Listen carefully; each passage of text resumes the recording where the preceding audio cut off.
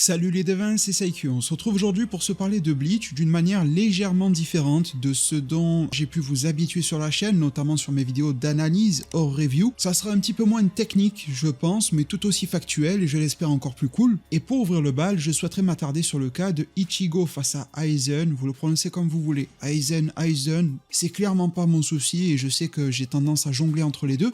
Le combat plus particulièrement final, et avec plus de précision, le Mugetsu, à savoir le Getsuga Tensho ultime. De manière encore plus microscopique, j'aimerais m'attarder sur la signification, le sens de ce combat-là, avec une question de fond qui va régir toute cette vidéo. Ichigo a-t-il utilisé le Mugetsu au bon moment? Et de manière subsidiaire, la question qui s'en dégage, Ichigo était-il alors suffisamment puissant pour se défaire de Aizen à ce moment précis? Et si oui, pourquoi est-ce qu'il s'est embêté avec le Mugetsu, qui le prive à la suite de cela de ses pouvoirs de Shinigami? On pourrait être tenté d'ironiser en se disant l'auteur avait besoin de priver Ichigo de ses pouvoirs pour la suite de l'histoire, pour le reconstruire, etc. Ça, on l'a tous compris. Ce que je veux mettre en avant, c'est quels sont les arguments apportés par Tite Kubo, qu'est-ce qui a été mis en lumière par ce dernier pour nous faire passer cette pilule-là. Et à vrai dire, il l'a fait passer en beauté, même si cette dernière n'est pas forcément visible de premier abord. Très franchement, si l'on m'avait posé cette question-là il y a plusieurs années, lorsque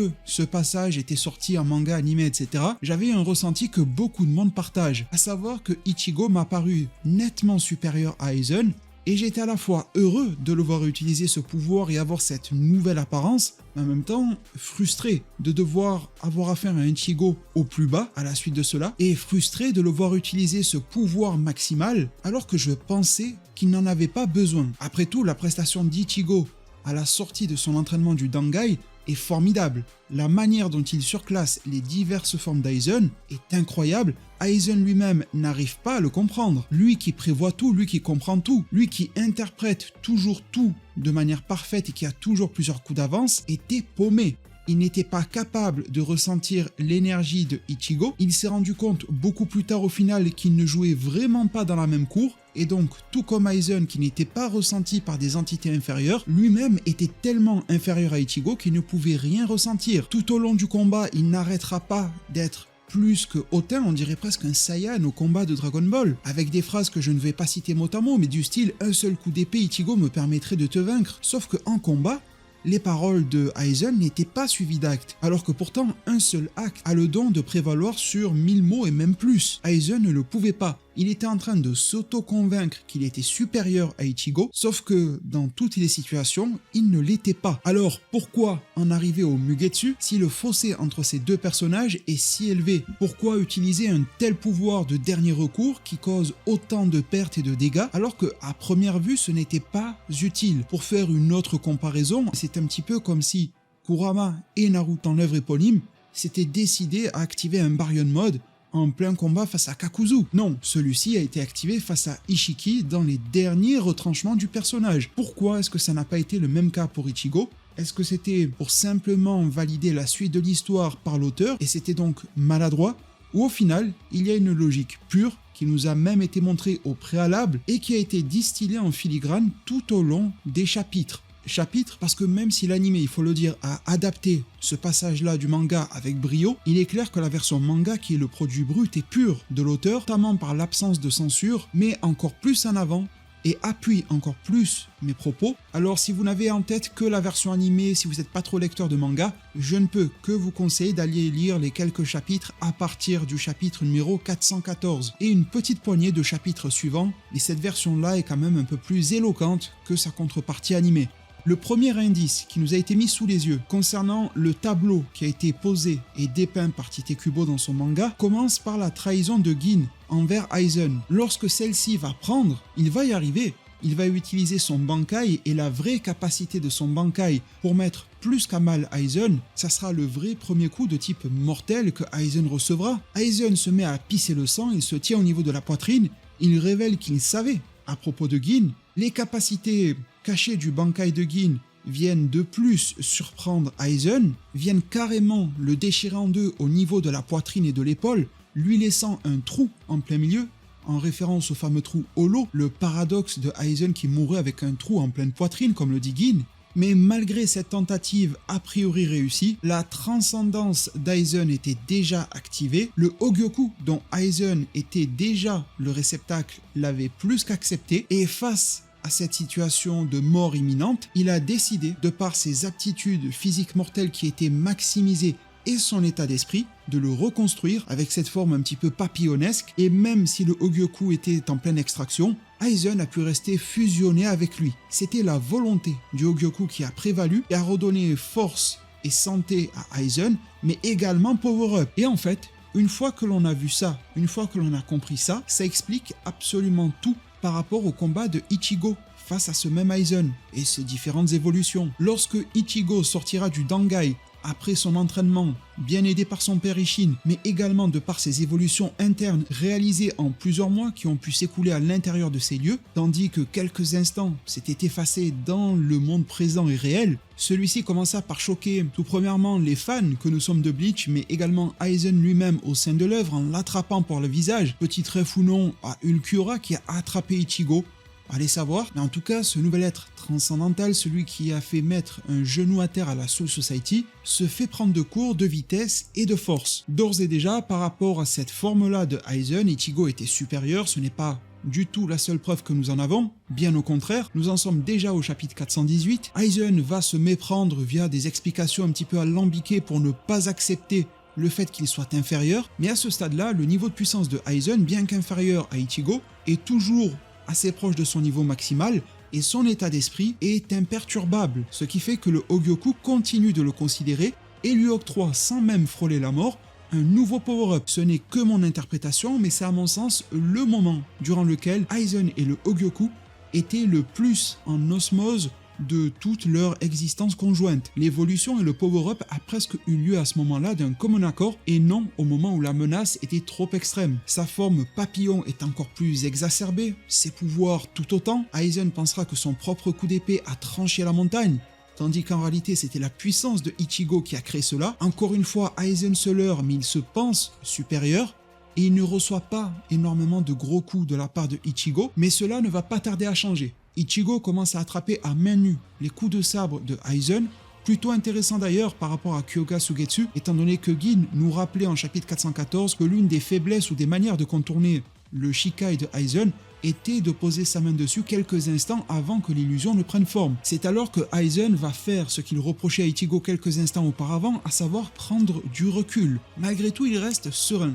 Il pense que s'il n'y arrive pas physiquement, la magie, le Kido, et Aizen est un expert dans le sujet, voie de la destruction numéro 90, le fameux Kuro Hitsugi, magnifique, monumental, un classique chez Aizen, et Ichigo va le briser à main nue. C'est alors que ce dont le fils de Masaki était en train de se priver jusqu'à présent, à savoir frapper mortellement Aizen, va se produire. Un coup d'épée avec un relâchement sans égal, mais doté d'une puissance et d'une précision démentielle qui va trancher bien évidemment Aizen, mais également lui faire prendre de nouveau de la distance, mais cette fois-ci avec un état psychologique qui a changé. On le voit à son regard et on voit en plus ses gouttes de sueur, de peur et de questionnement. Malheureusement, et là c'est difficile à savoir, le coup de Ichigo n'était pas suffisant, de toute évidence, pour tuer Aizen, mais surtout pour rompre le lien Hogyoku Aizen. Car oui, si jamais mes formulations précédentes n'étaient pas assez claires, le combat que livre Ichigo en sortie du Dangai, ce n'est pas un simple combat face à Aizen qu'il surclasse. De premier abord, ça l'est, mais le réel combat de fond, et l'auteur Tite Kubo le sachant parfaitement, en donne également la pleine connaissance à son protagoniste Ichigo, c'est un combat contre le Hogyoku. Le Hogyoku en pleine fusion et évolution transcendante avec l'être de base mortel qui était le plus abouti que l'on pouvait trouver. Aizen est littéralement le réceptacle parfait pour cet artefact, mais c'est alors qu'avec un coup insuffisant de la part d'Ichigo pour remplir l'objectif principal, à savoir mettre un terme à la menace Aizen, mais suffisant malheureusement pour lui pour déclencher un déclic en le Hogyoku et Aizen de nouveau, que ce dernier reçoit un power-up et une énième évolution qui cette fois-ci l'approche un petit peu plus visuellement d'un, même si en analysant son chara-design, on peut se rendre compte qu'il dispose de pas mal d'aptitudes, renvoyant justement à son caractère transcendant. Aizen le dira d'ailleurs, décidément, le Hogyoku ne tolérera pas que je sois battu par un misérable être humain.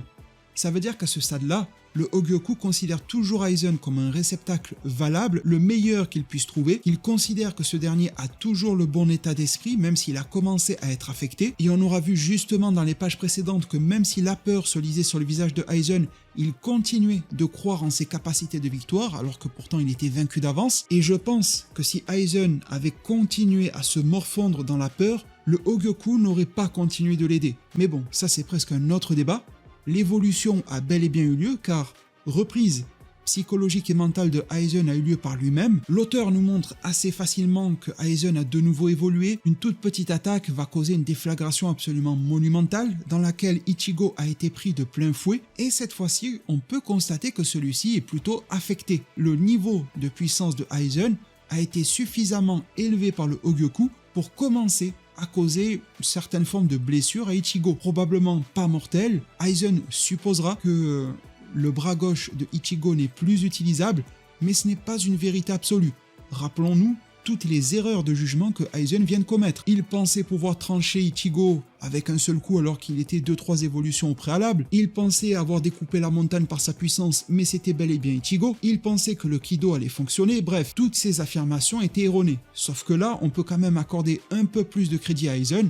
Nous avons vu le bras de Ichigo ensanglanté face à cette attaque enflammée. En tout cas, il l'a pris de plein fouet avec une nouvelle évolution et le résultat n'était pas réellement probant. Derrière, Ichigo s'est laissé attraper et frapper de nouveau de plein fouet et on ne peut pas réellement dire que ça a porté ses fruits. Aizen n'arrêtait pas de ruminer le fait qu'il est un être transcendant au-delà de l'humain, du holo, du shinigami et de tout ce que l'on souhaite, mais Ichigo, aux prises de son ennemi, restait totalement impartial. Et ce pour deux raisons. La première, c'est que de toute évidence, il lui est totalement supérieur. Ichigo, en sortie de Dangai, le sait.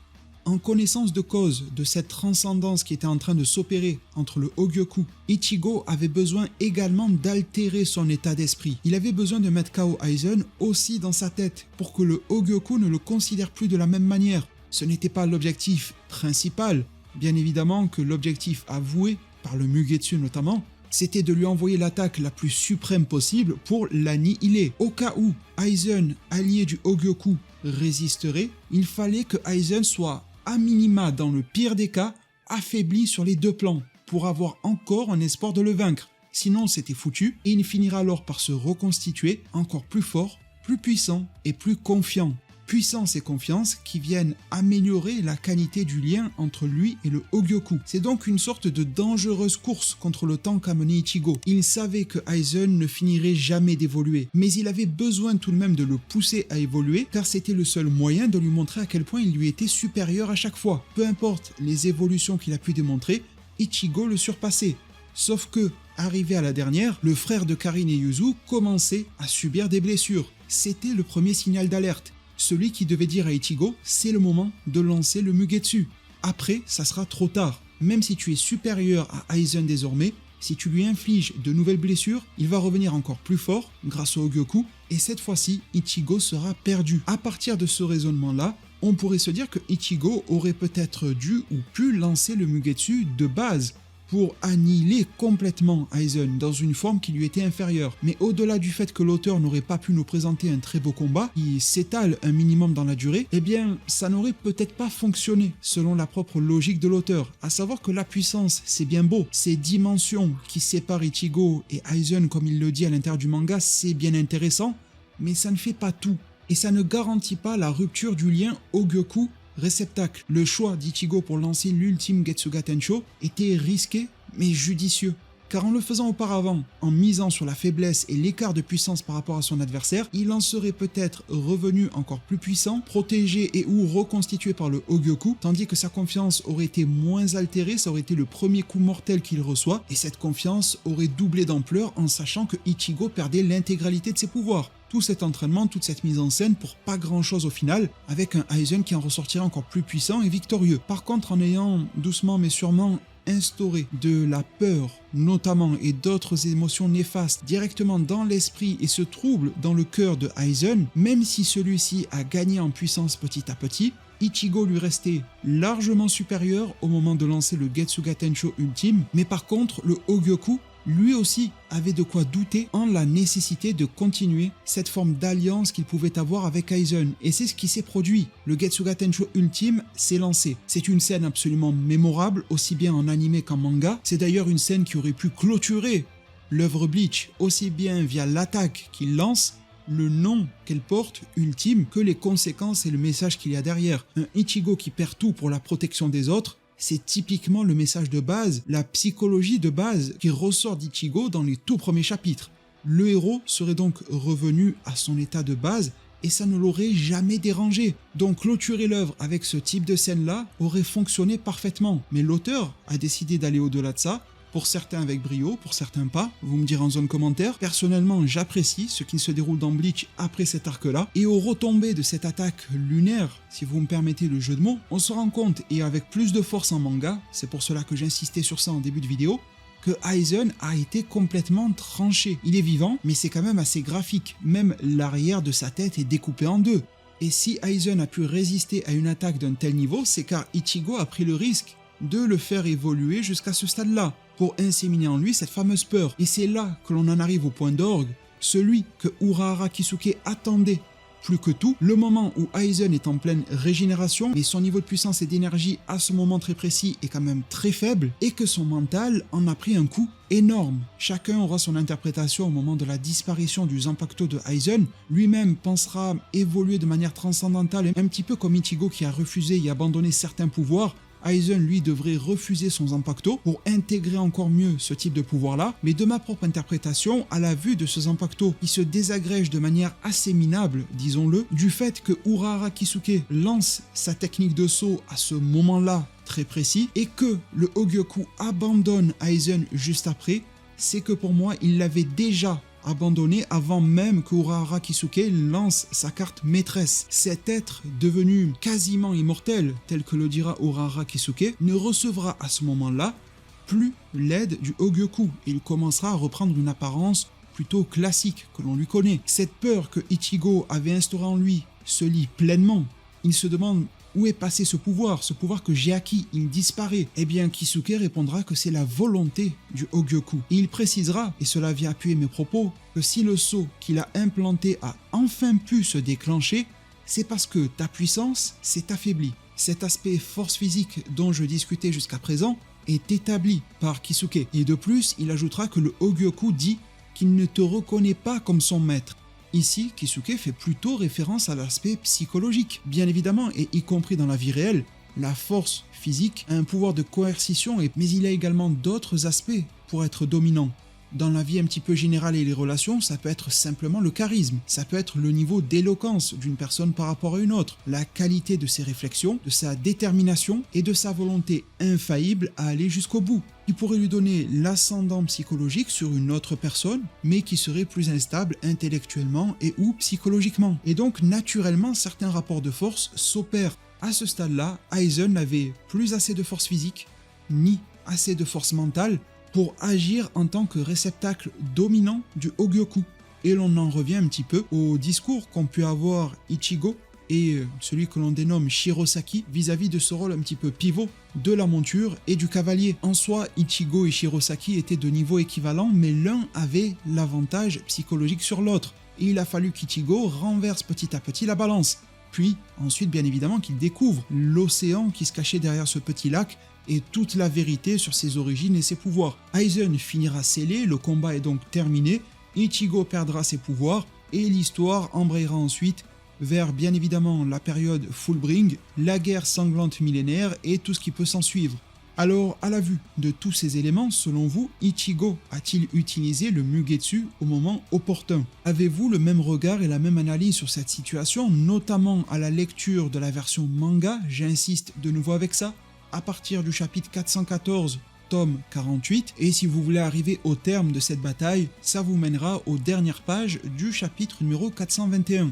En tout cas, et à titre très personnel, j'ai la nette impression de me rapprocher grandement de la vérité en pensant et analysant comme cela ce passage, plutôt qu'en restant en surface sur les impressions et les émotions comme j'aurais pu le faire il y a quelques années, là où je me basais sur un coup d'épée de Ichigo face à Aizen ou d'une attrapade par le visage qui était assez spectaculaire. Il me semble que derrière tous ces efforts de mise en scène, se cache un tableau certes plus sobre, mais plus fin au niveau de ses degrés de lecture, et j'espère que vous aurez apprécié que je vous les partage aujourd'hui. Si c'est le cas, n'hésitez pas à mettre un maximum de pouces bleus, à vous abonner et activer la cloche des notifications. Je serai très curieux et je serai là pour vous lire en zone commentaire, tous sans exception, vous répondre un maximum que cela m'est possible.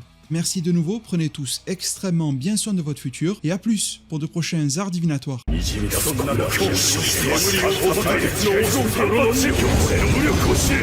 波動の90黒棺